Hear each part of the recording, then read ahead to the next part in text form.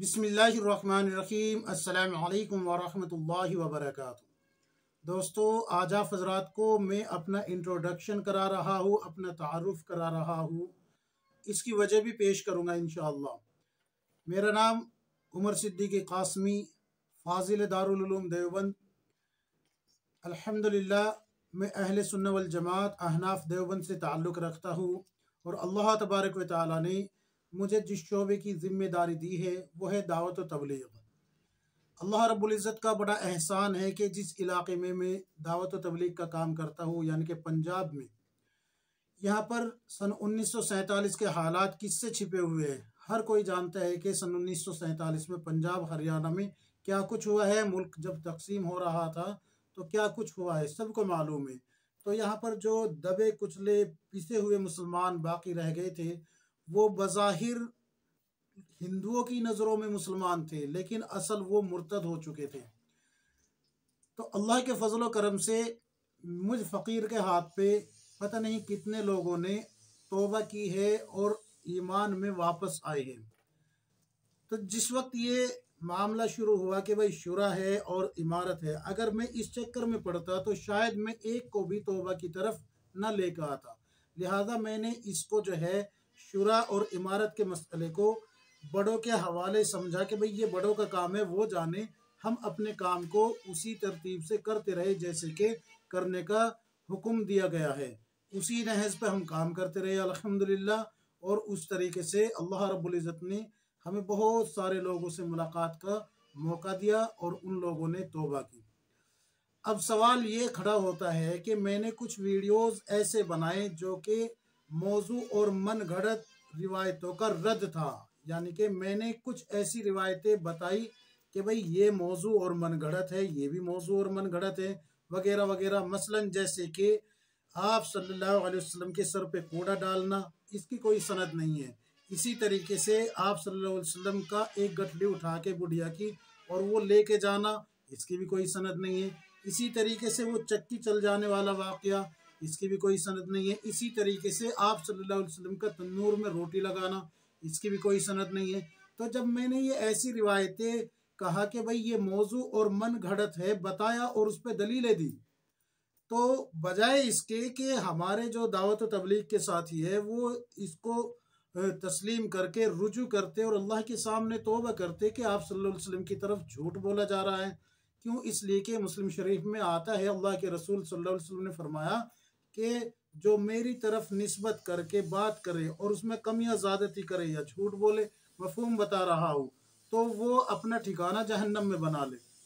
तो बजाय इसके कि लोग इसको तस्लीम करके अल्लाह के सामने तौबा करते और रुजू करते, ये ना करके इन्होंने क्या किया, मुझे गालियाँ बकनी शुरू की और कहा कि ये गैर मुक़ल्लिद है। किसी ने जो है मुर्तद कहा, किसी ने शिया कहा, किसी ने पता नहीं क्या क्या अलक़ाब से नवाजा गया। बहरहाल मैंने सब्र किया अल्हम्दुलिल्लाह। अल्लाह रब्बुल इज़्ज़त ने उस सब्र पे मुझे बहुत कुछ अता फरमाया है।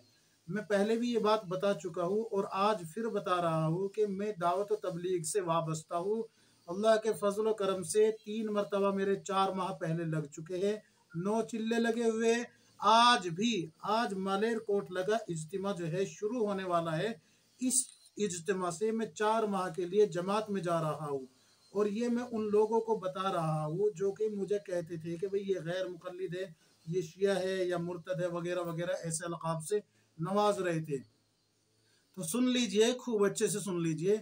मैंने उस दिन भी कहा था और आज भी कह रहा हूँ कि मैं जो मौजू और मन घड़त रिवायतें हैं उनका रद्द वीडियो में भी किया है। अब 4 माह के लिए जा रहा हूँ, इसमें भी उनका रद्द करूँगा, यानी कि मैं अपने साथियों को बयान नहीं करने दूंगा। और साथ साथ ये भी ध्यान रखें कि यही नहीं कि साथियों को, जहाँ भी जिस मस्जिद में भी क़याम होगा अल्हम्दुलिल्लाह वहाँ पर भी मैं मौजू और मन घड़त रिवायतों का रद्द करूँगा। रहा ये मसला कि मैं शुरा की तरफ हूँ या इमारत की तरफ हूँ, तो इस बहस में आप ना पड़े। अल्हम्दुलिल्लाह अल्हम्दुलिल्लाह हमें काम की जिम्मेदारी सौंपी गई है और काम हम उसी नहज पे करेंगे जिस नहज पे हमें जो है करने का हुक्म दिया गया है, यानी कि जिस तरफ जो है हमारे उलमा ने हुक्म दिया है उसी तरीके से हम जो है काम को करेंगे। ये मसला हमारे साथ खड़ा ना करे कि हम शुरा की तरफ है या इमारत की तरफ है। क्यों? इसलिए कि अगर हम इस चक्कर में पड़ते तो शायद एक को भी हम जो है यहाँ पंजाब के अंदर एक को भी तौबा की तरफ ना लेके आते। लोग कहते कि भाई आप में तो जो है खुद में इख्तिलाफ है, तो इससे बच के हमने जो है उसको जो है साइड में रख के भाई ये बड़ों का काम है, वो जाने, यानी कि दारुल उलूम देवबंद जाने और इसी तरीके से मरकज़ निज़ामुद्दीन जाने, शुरा जाने, ये उनका मामला है, वो बड़े हैं, वो सुलझा ले, 2 मिनट में सुलझा ले, ना सुलझा पाए तो सारी ज़िंदगी ना सुलझा पाए, तो ये उनका मसला है। हमें जो हुक्म मिलता है दारुल उलूम देवबंद से, वो इस तरीके से मिलता है कि आप इधर रहे या उधर रहे, लेकिन काम करें, काम करने वालों के साथ रह के, उलमा को साथ लेके काम करे। तो उलमा के साथ लग के काम करना हमारा मकसद है, उलमा की रहनुमाई में काम करना, यानी कि उलमा जिस जिस तरीके से हमारी रहनुमाई फरमाएंगे उस तरीके से हमें काम करना हमारा मकसद है। लिहाजा मैं पहले भी ये बात बता चुका हूँ, फिर कह रहा हूँ इसी वीडियो में तीसरी मरतबा इस बात को दोहरा रहा हूँ कि जो मौजू और मन घड़त रिवायतें हैं उनका रद्द करना, उनको लोगों के जहन में से खुर्ज खुर्ज के निकालना ही मेरा मकसद है। दावत तबलीग में अभी भी मैं जा रहा हूँ अल्हम्दुलिल्लाह।